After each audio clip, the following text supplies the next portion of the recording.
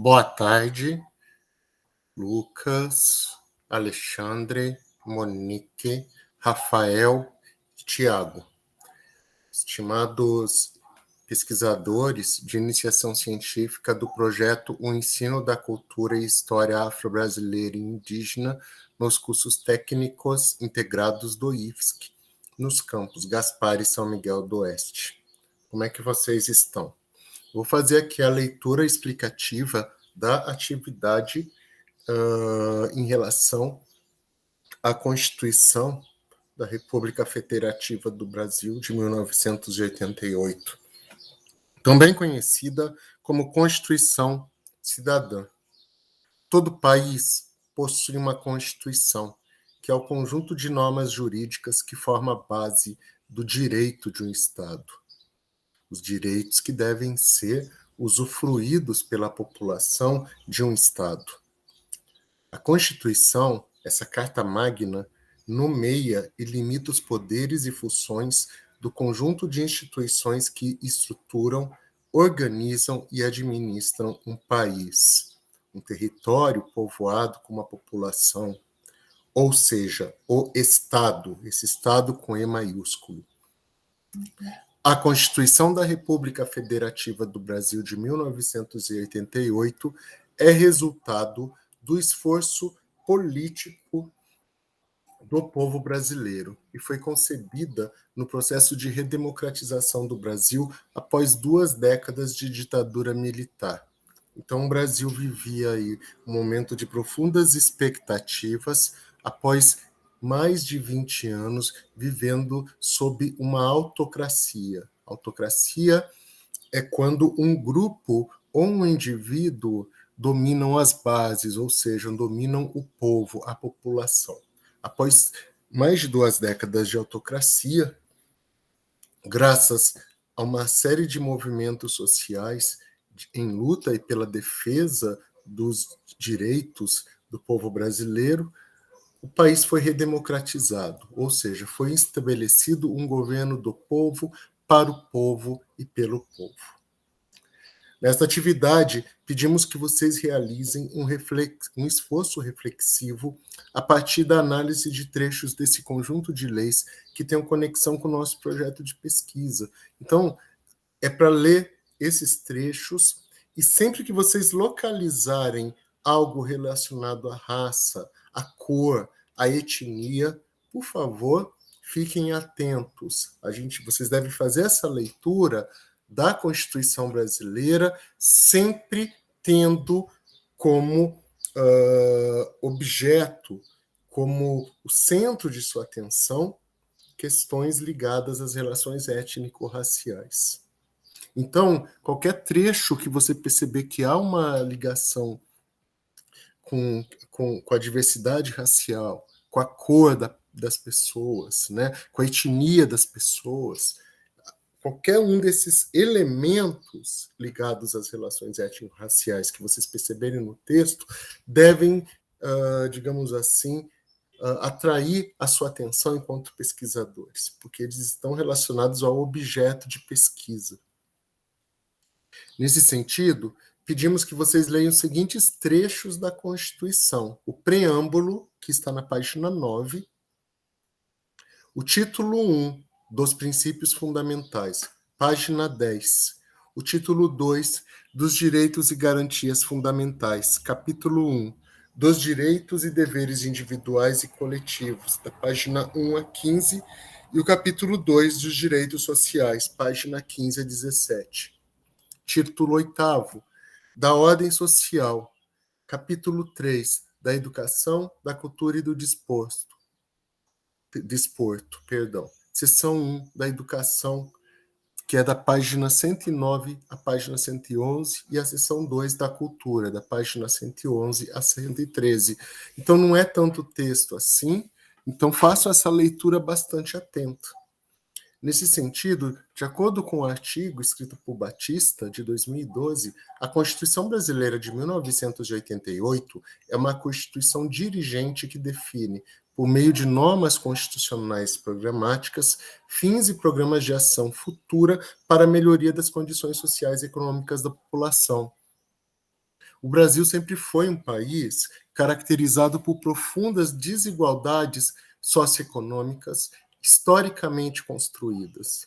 Nesse sentido, essa Constituição de 1988, ela vai de encontro, ela vai enfrentar essas desigualdades que impedem o acesso da maioria da população brasileira a uma cidadania plena, baseada em uma vida digna, ao acesso aos serviços de educação, de saúde, de habitação, de saneamento básico, à segurança pública e etc. Ou seja, essa carta ela orienta o Estado brasileiro, os nossos governantes e os cidadãos brasileiros em relação àquilo que nós podemos concretizar enquanto direitos. Isso não quer dizer que a Constituição, a partir do momento em que ela foi constituída, que ela foi construída e finalizada em 1988, isso não significa que num passe de mágica todos esses direitos e deveres que são formalizados ali, de uma hora para outra, vão se tornar realidade para a população brasileira.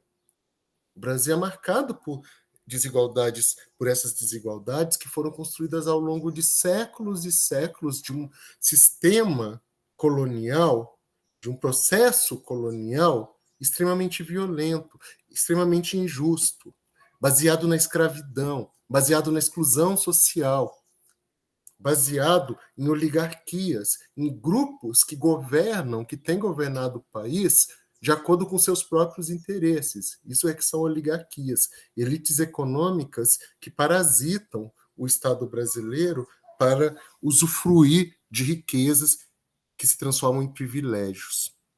A Constituição ela vem para quebrar esse ciclo de concentração de renda e de privilégios que beneficiam apenas uma parcela da população. Vai demorar décadas para que todos esses direitos e deveres que estão formalizados na Constituição se tornem, de fato, efetivamente, parte do cotidiano do povo brasileiro. Mas, apesar de tudo isso, muitos avanços têm sido feitos. Muitas leis, como a LDB e como a legislação para as relações étnico-raciais, são baseadas na Constituição. E outras legislações sobre outros assuntos, né, ligados à saúde pública, né, ligadas ao acesso às pessoas à moradia digna e etc., são baseados nessa Constituição. Então, essa Constituição ela vai nos dar a direção que devemos seguir para consolidar a nossa democracia. Então, essa Constituição, nós tivemos um político muito importante que se chamava Ulisses Guimarães, que ele batizou essa Constituição como Constituição Cidadã. E ela foi criada, essa Constituição Cidadã, nesse processo de redemocratização, por meio de uma intensa participação popular. Muitos setores da sociedade brasileira discutiram essa Constituição. E, a partir dela, o Estado brasileiro passou a ter o dever jurídico-constitucional de concretizar essa justiça social que sempre foi negada ao povo brasileiro. Nas palavras da filósofa Marilena Chauí, este avanço é fruto da atividade democrática social que realiza-se como um contrapoder social que determina, dirige, controla e modifica a ação social e o poder dos governantes, com a criação de direitos reais, ampliação de direitos existentes e a criação de novos direitos. Então, a gente tem aí, graças à Constituição, um aprimoramento do corpo jurídico constitucional. Ela não foi a primeira Constituição brasileira, mas até o momento é a Constituição mais bem acabada, mais sofisticada e mais abrangente que o nosso país constituiu. Né? Dessa forma, seguindo as trilhas de Marilena Chauí, que guiaram o percurso da pesquisadora Batista, que escreveu outro artigo que a gente usa aqui, é possível afirmar que uma sociedade é democrática quando realiza eleições, quando possui partidos políticos, faz a divisão entre os três poderes, da República e respeita a maioria, a vontade da maioria e das minorias, instituindo dessa forma algo mais profundo, que é a condição do próprio regime político, ou seja, a instituição de direitos, e que essa instituição de direitos é uma criação social, de modo que a atividade democrática social realiza-se como um contrapoder social que determina, dirige, controla e modifica a ação estatal e o poder dos governantes. Dessa maneira, é possível afirmar que a implementação de uma Constituição que espelhe os anseios populares é fundamental para a existência de um Estado democrático de direito e da efetivação do ideário cidadão. Posto isso, e após realizar as leituras solicitadas acima, responda às seguintes questões. Então, são 3 questõezinhas aqui para ajudar vocês a fazerem essa análise da Constituição, que já faz parte do processo de pesquisa de vocês. As respostas que vocês vão dar aqui, depois que eu e o Nilson fizermos a correção, a revisão, elas poderão ser utilizadas como parte desse relatório parcial que vocês vão entregar no final do ano. 1. Nos trechos da Constituição brasileira que você leu, é possível perceber elementos ligados à maioria das condições sociais, educacionais, culturais e econômicas da população? É possível perceber a preocupação em relação a essa melhoria das condições de vida das pessoas? E essa melhoria das condições de vida é necessária para que as pessoas possam se tornar cidadãos plenos, cidadãos que consigam realmente usufruir, gozar os seus direitos. Daí você justifica a sua resposta. Dá para perceber, lendo esse texto, esses elementos, essas informações no texto que estão ligadas a essa melhoria das nossas condições de vida? 2. Os direitos cidadãos preconizados, né, que são ordenados pela população, pela Constituição brasileira, fazem parte realmente do cotidiano da população como um todo? Então, repetindo, os direitos cidadãos preconizados pela Constituição brasileira fazem realmente parte do cotidiano da população como um todo, ou seja, os direitos que estão lá formalizados pela lei, direitos e deveres que estão formalizados pela lei na Constituição, eles já foram, em sua grande parte, concretizados para a população? Justifique sua resposta. 3. Nos trechos da Constituição brasileira que você leu, é possível perceber preconizações ligadas aos direitos das pessoas de acordo com seu pertencimento étnico-racial? Palavras como raça, cor e etnia aparecem no texto?